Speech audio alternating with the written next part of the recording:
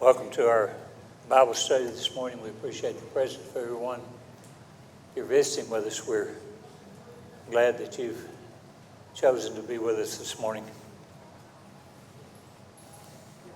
We're continuing our study in the book of Job and on lesson number 11. And this morning we'll attempt to cover chapters 32 through 37. And we're going to rush through these, it would seem, because they all point to the same topic. Before we begin, let's go to God in prayer. Our Father in heaven, we come before Thee on this first day of the week, Father, thankful for all the blessings You have bestowed upon us.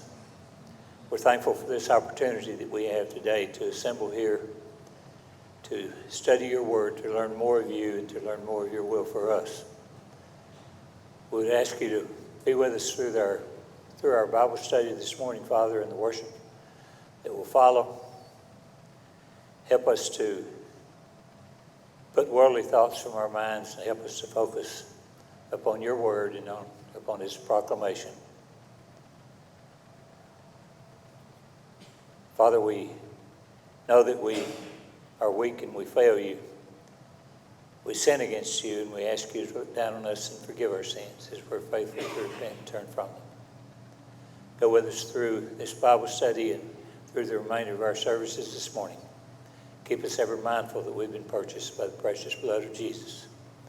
Pray these things in His holy name. Amen.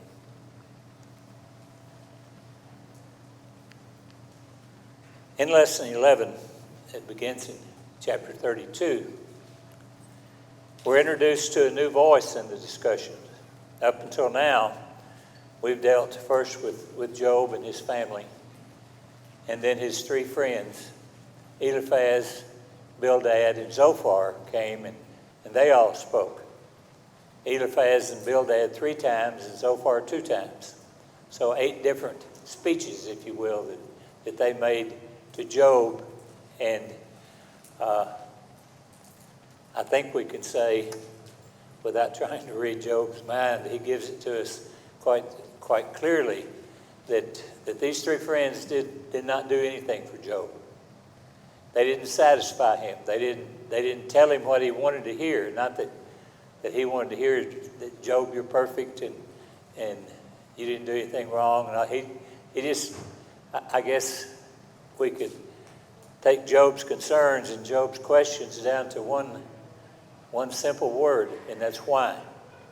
Job did not know why. And as we've talked about in our studies up until this point, Job was not privileged to the conversations that God had with Satan and with the things that God allowed Satan to do and the things that He did not allow him to do. Job didn't know any of that. And so he was, I guess you could say, both blind and deaf to all of these things that were happening in terms of why did they happen.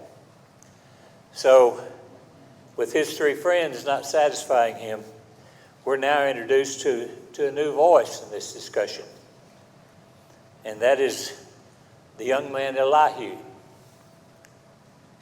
And Elihu had been silent up until this point, he says, because of his youth. These other 3 were, I won't say they were old, but they were obviously considerably older than Elihu. And he had remained silent because of his youth. And he now speaks. And Elihu, you'll note in the reading of these 6 chapters, Elihu was angry with Job because he justified himself rather than God. And he was angry because of the inability of Job's friends to provide an answer for Job. And so at this point, Elihu feels compelled to speak. And we might say, before we go into all the things maybe that Elihu talked about, neither was Elihu knowledgeable about the conversation that took place between God and Satan. So Elihu, in a sense, is talking about things that he doesn't know. And at the beginning, he takes issue with Job because of his claim of innocence. And Job claimed innocence while seeming to charge God with counting him as an enemy. And he proposes, or Elihu does, propose that God often uses various means to keep man from death, that he refers to in his speeches as the pit. You'll notice that I think that certainly the context would tell us that that's a reference to death. And one of the things that God uses to keep man from death includes chastening with pain. Now, I've always suspected Elihu was taking things that he saw and applying them to what his opinion was. He saw that Job was suffering, and how great a suffering that Job was undergoing at this time. So he's saying, God uses this, not as being your enemy, but to discipline you, to prepare you. And still, even though this was Elihu's stance and what Elihu was telling Job, still didn't answer Job's question, why? Why is this happening to me? So he thinks that Job should be looking at suffering as a disciplinary measure from a loving God, not as a punitive measure from someone's enemy. And that would be a valid point if it were true. And certainly, even though Job was being punished by Satan because God allowed it, God was not punishing him because he was a loving God and he cared about God, as opposed to it being a punitive measure from someone's enemy. The correct answer to that was it's really neither. It's neither. So then, beginning over in chapter 34, Elihu's speech focuses on the justice of God. And the things that he says, not all, but the things that Job, or that Elihu maintains in chapters 34 through 37, we read those, and for the most part, I would read those and say, Elihu, I agree with you. You are appropriately describing God. So he focuses on God's justice. And he feels that Job has maligned this justice of God. God is just. And if Job maligned it, it was because of what Job experienced. Because Job didn't know why.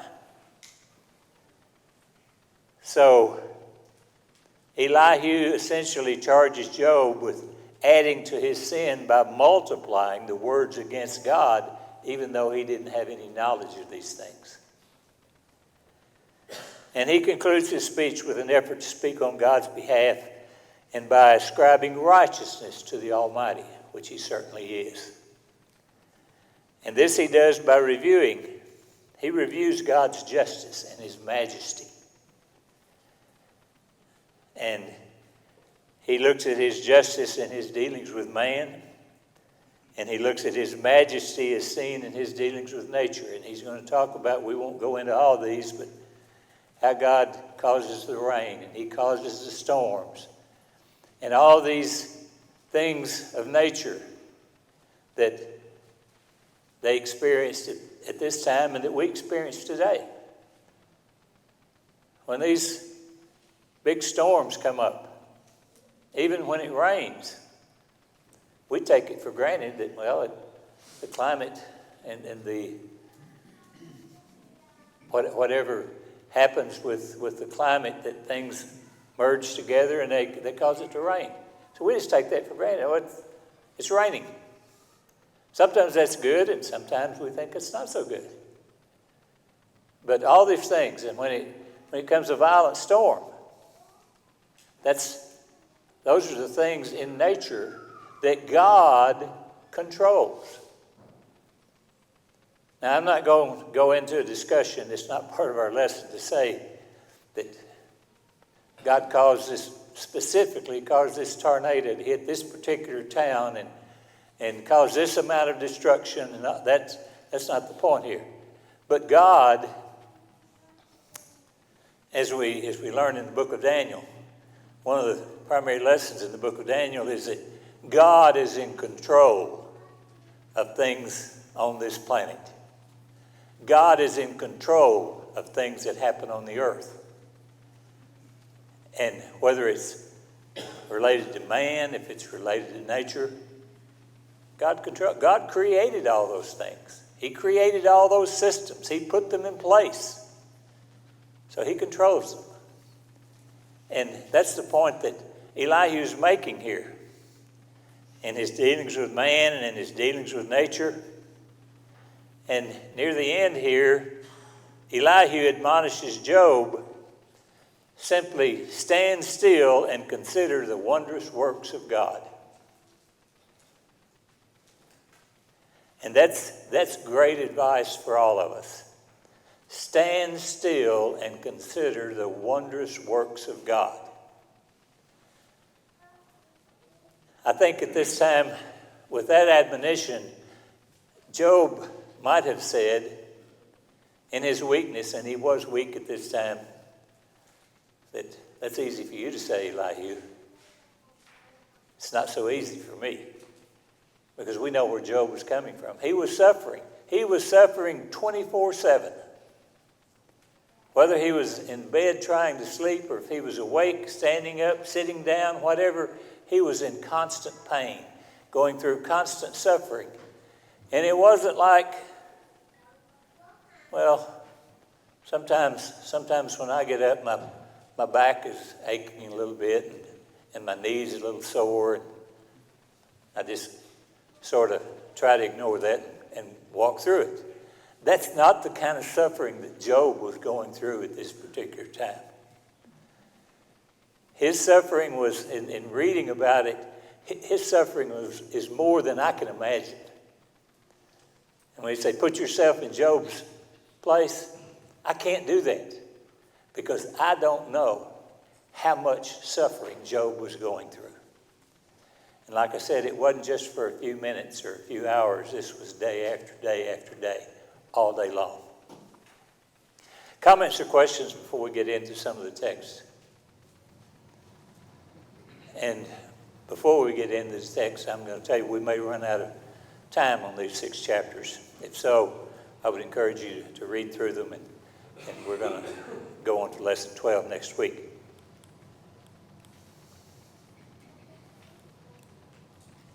So Elihu desires to speak. In the first 5 verses of chapter 32, he wants to speak because he's angry. And so look at that situation there.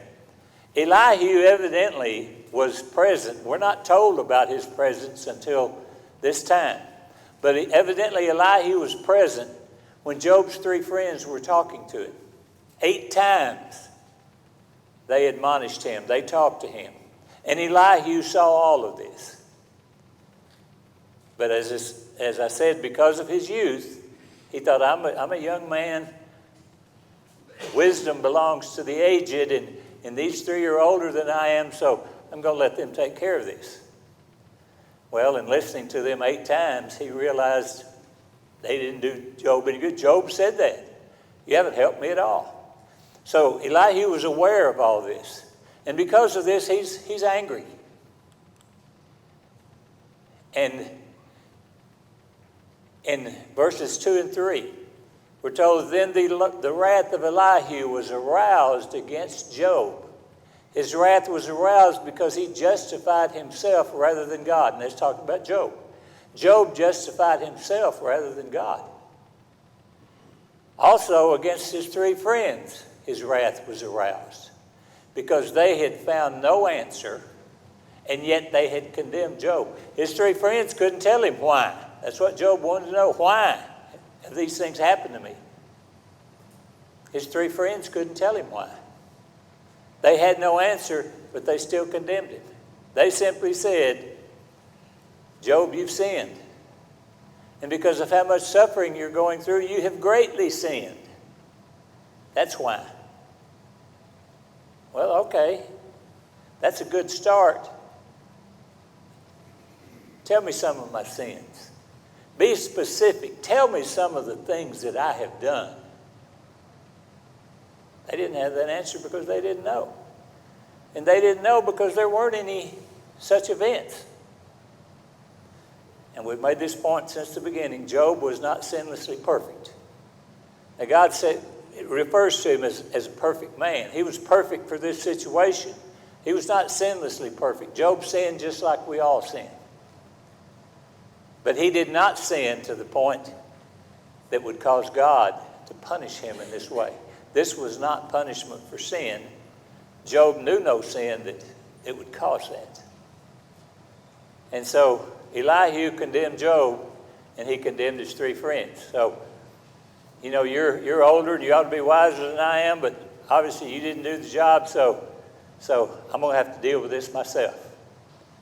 Well, we find, even though Elihu makes several statements that we can readily agree with, Elihu didn't have the answers either.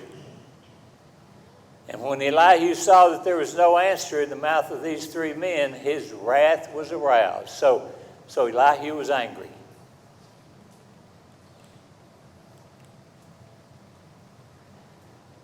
He discovered, even though he at the first admitted to this, that wisdom belongs to the aged, Elihu recognized that wisdom is not limited to the aged. You three friends did not have the wisdom that you needed to advise Job as to his situation. So it's not limited. He said, I'm young in years and you're very old. Therefore I was afraid and dared not declare my opinion to you. Well, if you read how Elihu continued to respond, he wasn't very afraid. Maybe he's using that as an excuse. He does. I didn't talk earlier because you're older than I am and you're supposed to have all this wisdom, so I just let you talk. And I was afraid to interrupt. I was afraid to interject with my opinions. And so I dared not declare what my opinions were.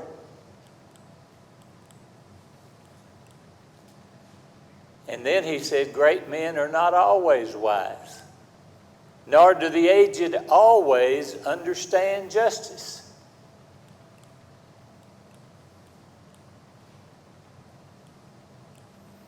Therefore I say, listen to me. I also will declare my opinion. Now, I don't know, and reading this several times, I still don't have a good opinion about this.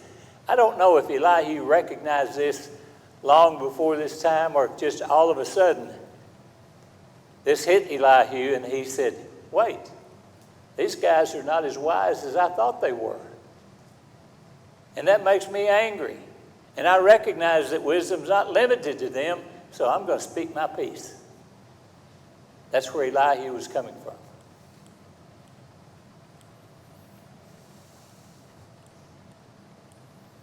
Bob's not the only one that this thing doesn't like. It doesn't like him on Wednesday night. It doesn't like me on Sunday morning. I think I'm not close enough to that too. And again, continuing with the same point that wisdom is not limited to the aged. He said, indeed, I waited for your words. I listened to your reasonings while you searched out what to say. So it's like Elihu, he didn't say that he was. It's like Elihu was standing off to the side when these three friends were talking to Job and sort of taking notes.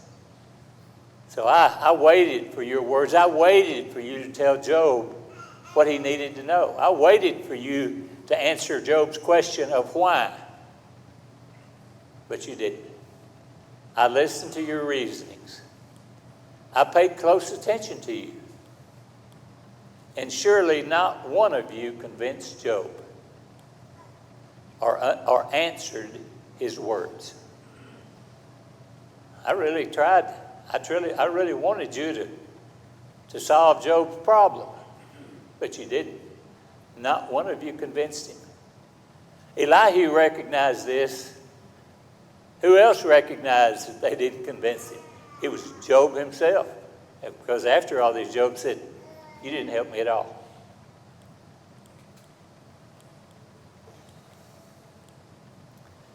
And then he continues there in the latter part, beginning with verse 15 in chapter 32, to say that now because of all this, he's listened and you didn't convince Job, so now I feel compelled to speak. I wasn't going to because I'm young and you have years on me, so I'm going to let you deal with this. You didn't answer Job's question, so I feel compelled to speak. He says, I have waited because they did not speak. When they finished those 8 speeches, I guess Elihu sort of sat back and said, okay, who's next? Here, it's your turn so far. You've only talked twice. He didn't talk the third time. Well, what about you, Eliphaz? What about you, Bildad? What else do you have to say? Because I'm waiting for you to answer Job's concerns. And said, I have waited because they did not speak, because they stood still and answered no more. I've been very patient. I've stood to the side. I've been quiet. I have an opinion, but I haven't revealed that. But now, I feel compelled to do that. And as we find out over the next several chapters, he admits it here, Elihu says, for I'm full of words. Haven't spoken to now, but I'm full of words. The Spirit within me compels me. I think we can all identify with that. I hope you don't identify with it in this class, feel compelled to speak, but you didn't get to. But that's where Elihu was. That's where he was coming from. He wanted to speak. If you ever just sat on the edge of your seat and thought, I have something to say, please give me time. Let me say this. Well, that's where Elihu was. He was on the edge of his seat, and at this point he felt compelled to speak, and so he did. The Spirit within me compels me. Indeed, my belly is like wine that has no vent. I think I understand what he's saying. I can't identify with it, but yeah, he's all swelled up, and something is waiting to get out, and I have to let this out. My spirit within me compels me. My belly is like wine that has no vent. It is ready to burst like new wineskins. And we read other examples in the scriptures about putting wine in a new skin. And that's not the best way to do it, because it will, crack and burst. I think that was something that was fairly common in New Testament times. It says, ready to burst like new wineskins. I will speak that I may find relief. I'm compelled. I have to have some relief. And he had to have it. This may not be right, but I took that, I think in the New Testament says you don't put new wine in old skins because they would burst. But it's like even new wineskins are going to burst. He's just completely full. Right. And I think you're right there. I didn't go on and finish all that, but I think that's exactly right. Where do you put new wine? In new wineskins. Even at that, he was so compelled that he was still ready to burst like new wine and new wineskins. That was not common, but that's how Elihu felt. And he said, I will speak that I may find relief. I must open my lips and answer.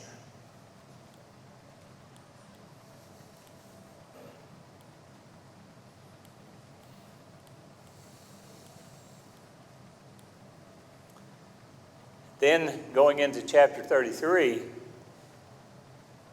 it's not that Elihu just wants to speak just to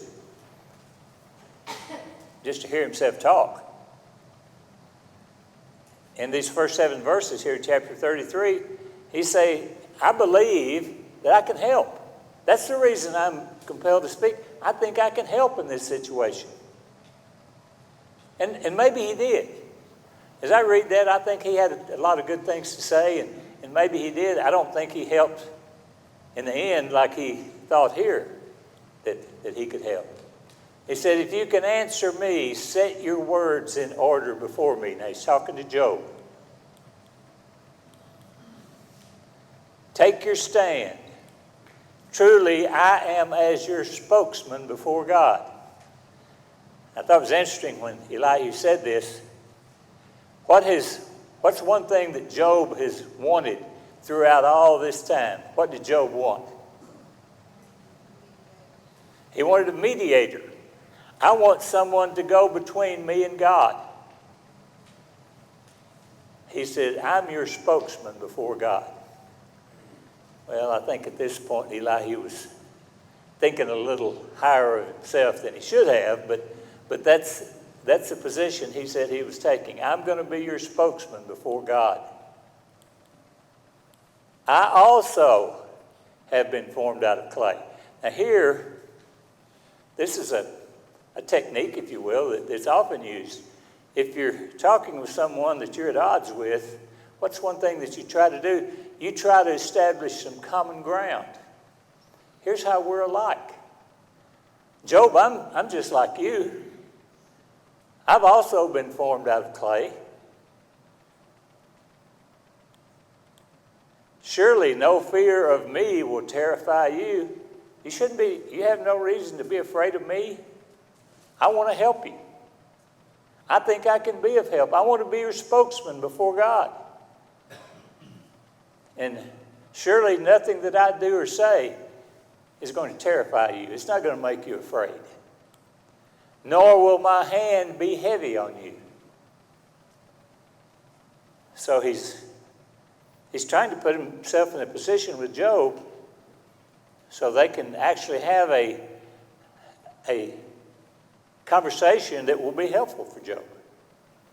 And at this point, Elihu, and I don't think he's, what does they say? I don't think he's just blowing smoke. I think he really believes that he can help. And so he says, don't be afraid of me. I'm not going to be heavy-handed with you. I just want to help you.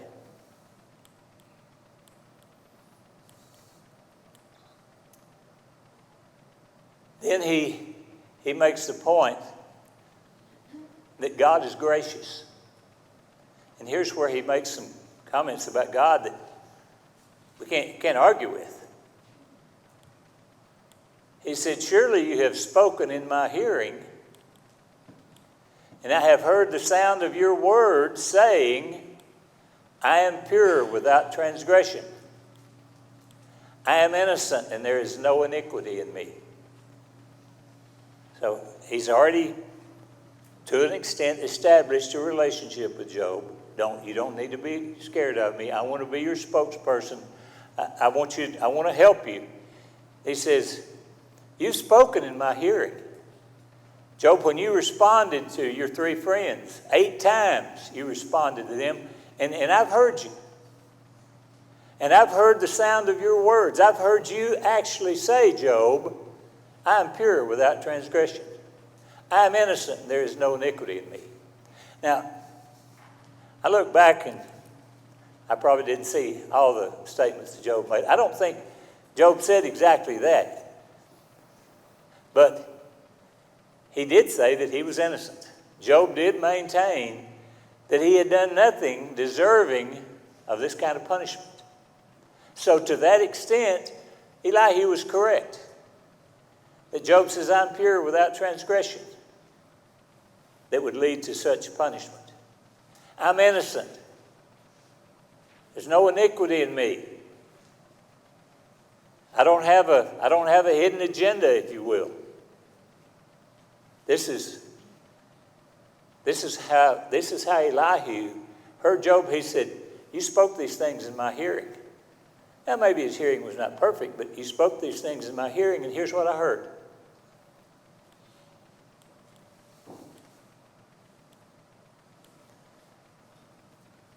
He says, look, in this, you're not righteous. Job, you're not righteous. Job's heard that before about 8 times. I will answer you. For God is greater than man. Well, none of us can argue that last point that he made. And he says, in this, and he's talking about in Job's situation, in this situation you find yourself in, you're not righteous. And he was wrong about that. Job was not unrighteous to the point that it caused this kind of punishment. And he said, Job, you've said this. Well, that's what Job said, whether Elihu heard it correctly or not. Who knows? But he said, God's greater than man. This is what God has done. He's done it for a reason. God's greater than man. Job, God's greater than you are. He knows why he did this. Well, God knew why Satan did it. But Job didn't know. Yes, sir. So in these verses, I believe Elihu was partially right. You know, those verses 8 and 9, he was wrong about that. Elihu was wrong because Job was righteous. But then when you look at verses 10 and 11, it mentions he finds occasion against me. He counts me as his enemy. He puts my feet in the stocks. He watches all my paths. He's repeating what Job has said about God. Yeah. So he's right in that judgment that God's not the one doing this to you. Well, maybe that's not what he's saying, but he's obviously, we know God wasn't the one that was doing this to you. And it's difficult, well, I'm going to say personally, it's difficult for me to read this and totally understand, here's where Job's coming from, but Job doesn't know. Here's where Elihu's coming from, but Elihu doesn't know. Who knows? God knows. Satan knows, because God allowed Satan to do this to Job. But Job and Elihu, regardless of their responses, they don't know, as Paul Harvey used to say, the rest of the story. They don't know the background of this. And God is greater than man, so Job, he must know. But like I said, much of this, we can read this and say, Elihu, you're right, can't disagree with that. But maybe it didn't happen to the extent that you're saying. Well, something else that keeps running across my mind as we look at this is we don't need to lose sight of how blessed we are, because these guys were wise. They wanted to be pleasing to God, but clearly there was an ignorance that they had. They didn't have the revealed word the way we do today, so they're arguing about things that they really don't have an answer for. I know we disagree a lot sometimes about the scriptures, but it's all been revealed to us. We don't have to wonder. They were jumping to conclusions without knowing the story. Absolutely. And that's sort of, we talked about, Job didn't know the context of this. He didn't know about the conversation between God and Satan. Elihu didn't know. But if you look at the background of all this, they didn't have the perfect law of liberty. We have that today. Every one of us can have that in our hands. They didn't even have, in Job's time, as far as I know, they didn't even have the law.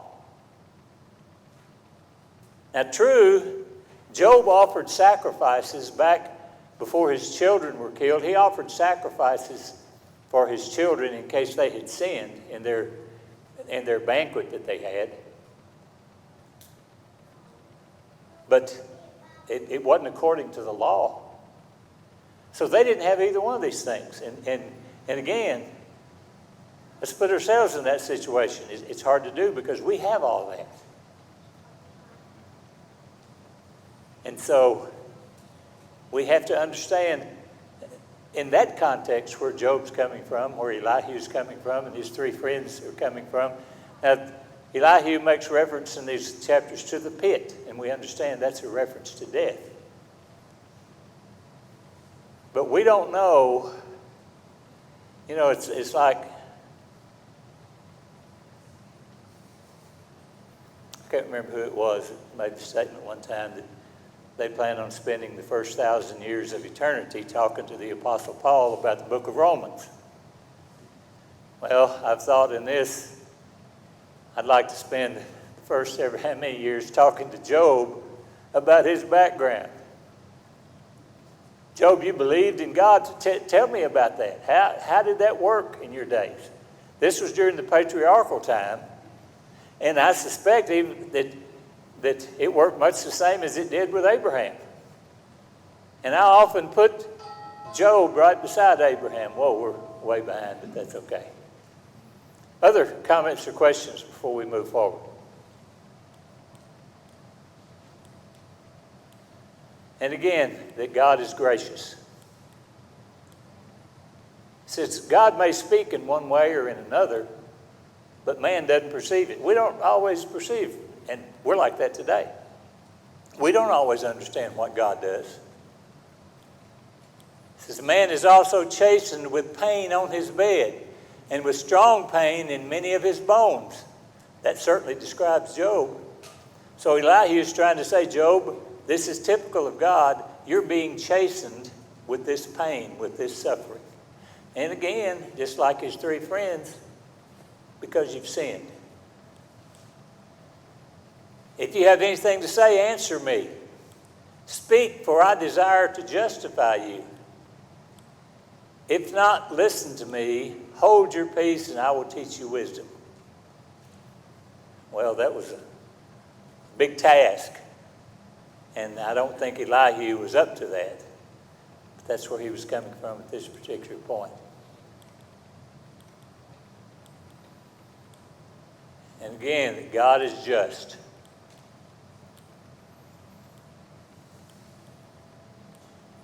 What man is like Job, who drinks scorn like water, who goes in company with the workers of iniquity, and walks with wicked men? He's putting Job right in the same place that Job's three friends did. I wonder, Elihu, why did you think you had better answer than these three friends did? You're telling him the same thing. For he has said, it profits a man nothing that he should delight in God. Therefore listen to me, you men of understanding. Far be it from God to do wickedness, and from the Almighty to commit iniquity. And Job, and again, going back and reading a lot of Job's comments, I don't think he ever said that man should not delight in God. Now, Job came pretty close to that line in his criticisms and his talking about his situation, but he never crossed the line to charge God that this is God that acts in this way. One last one, possibly, that God is just. And Job speaks without knowledge. His words are without wisdom. This is Elihu talking. Oh, that Job were tried to the utmost, because his answers are like those of wicked men. For he adds rebellion to his sin. He claps his hands among us and multiplies his words against God. There, I think, is where Elihu missed the boat quite a bit. Now, his comments about God through all this, I would support. But many of the things he says about Job, again, it's almost like, Job, you're suffering because you've sinned. You're suffering greatly because you've sinned greatly. And that seems to be what he's saying here. I appreciate your attention. I would encourage you to read through those chapters from Elihu, and next Lord's Day, we will listen to God's replies. The Lord is finally going to be involved in this situation. Thank you.